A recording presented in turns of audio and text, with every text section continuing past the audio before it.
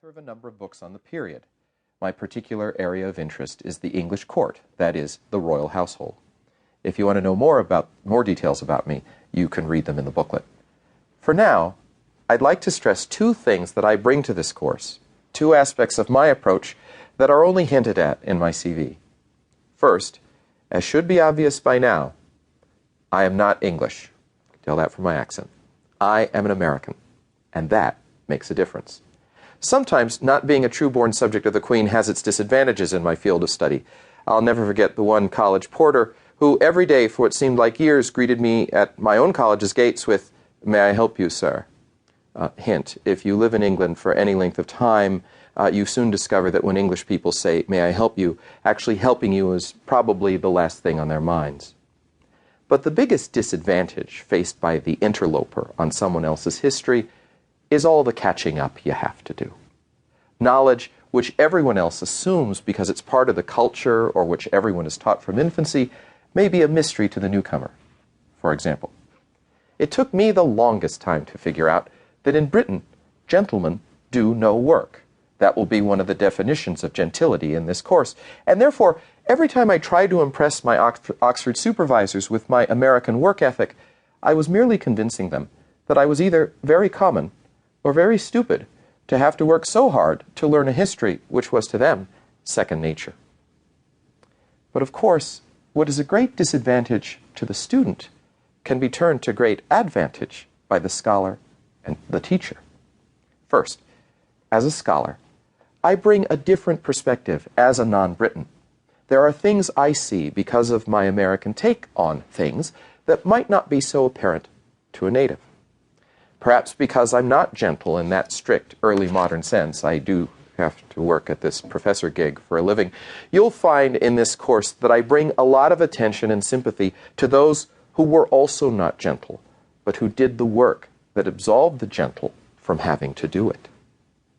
Second, being a trespasser on someone else's history should render me better able to be a guide to you through it, because I know what it feels like to be where you are now.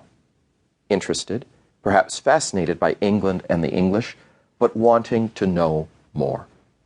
My long apprenticeship, my battle with my own ignorance has given me, I think, a pretty good sense of what North Americans are likely to know, what they don't know, what they may find interesting, what they may need to have explained about this country which gave us our birth, but has developed in rather different ways since. The second thing about my CV that fits me, I think, to teach this course is that though I am not English, I do bring to the course an English training, years of experience of living in England, and above all, over 20 years' experience of trying to figure this people out and explain them to my fellow Americans.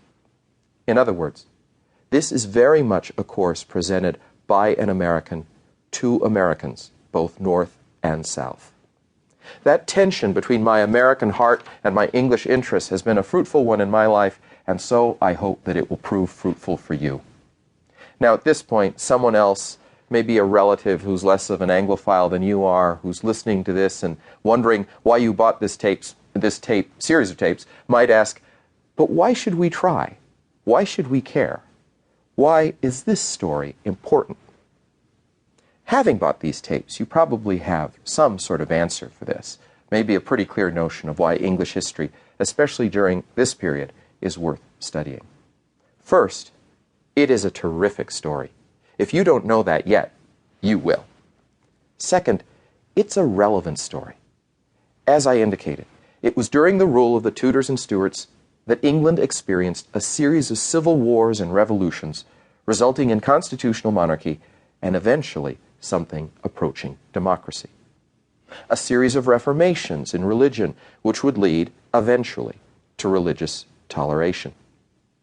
It was during this period that England became a world power and established its American colonies, thus becoming our mother country. This brings me to the most basic reason for Americans to study English history. The culture of early modern England is our root culture, and many of our institutions, laws, customs, and traditions can be traced back to this time and this place. Even if you know no history.